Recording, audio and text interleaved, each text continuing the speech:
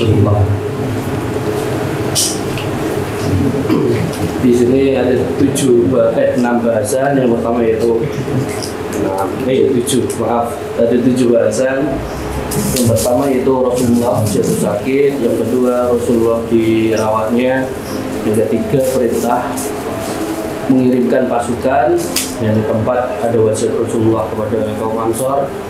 Yang kelima ada perintah Rasulullah untuk Abu Bakar.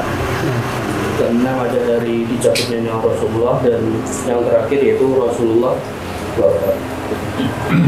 Ini yang pertama, setelah menunaikan haji wada, Rasulullah SAW kembali ke Madinah dan mengunjungi makam para syuhada Uhud sebagai salam perpisahan untuk sahabat yang hidup yang telah wafat. Beliau juga berziarah ke makam Baqi' di malam hari untuk memohon ampunan bagi para sahabat di sana. Jadi Rasulullah sebelum meninggal itu, setelah haji wada, beliau ziarah kubur ke makam Baqi', mendoakan sahabat-sahabat yang sudah mendahulinya.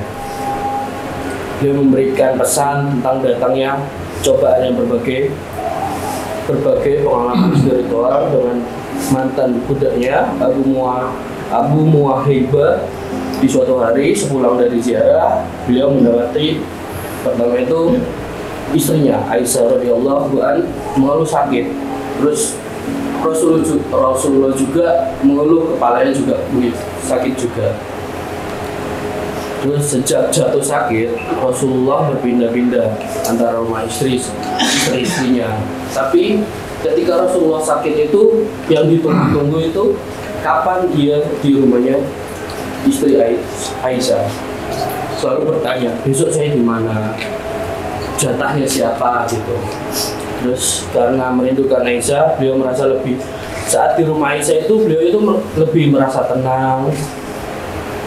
Terus meskipun sakitnya semakin parah di rumah Aisyah, ketika di rumah Maimunah beliau meminta izin untuk tinggal di rumah Aisyah, dan para istri mengizinkannya. Dalam keadaan lemah, beliau dibantu oleh Ibnu Abbas dan Ali Abi Thalib untuk berjalan hingga tiba di rumah Aisyah. 5 hari sebelum Rasulullah SAW wafat, tepat pada hari Kamis, kondisi sakit beliau semakin berat. Hari begitu menyedihkan hingga Ibnu Abbas radhiyallahu an tidak mampu menahan tangis saat menceritakan kejadian tersebut. Dalam keadaan sakit, Rasulullah meminta buku agar beliau bisa menuliskan sesuatu yang akan menjamin umatnya tidak tersesat selama berpegang teguh padanya. Jadi Rasulullah itu mau wafat, ada sahabat-sahabat yang ingin meminta Rasulullah itu menuliskan seperti wasiat atau kiat-kiat gitu, tapi jadi berpecah antara sahabat-sahabat. Ada yang bilang Al-Quran itu sudah cukup, tapi ada yang bilang juga saya pengen langsung yang ditulis sama Rasulullah gitu.